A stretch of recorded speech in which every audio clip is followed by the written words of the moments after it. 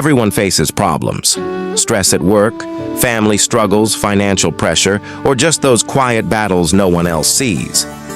It's easy to feel like you have to figure everything out on your own, but prayer reminds us that we don't have to carry it all by ourselves. Talking to God doesn't have to be formal or perfect. It can be as simple as being honest about what you're feeling, tired, worried, confused, or even frustrated. In those moments, prayer becomes less about having the right words and more about finding a sense of peace and strength to keep going.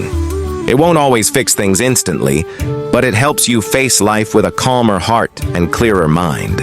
In Matthew 11:28 says that, "Come to me, all you who are weary and burdened, and I will give you rest."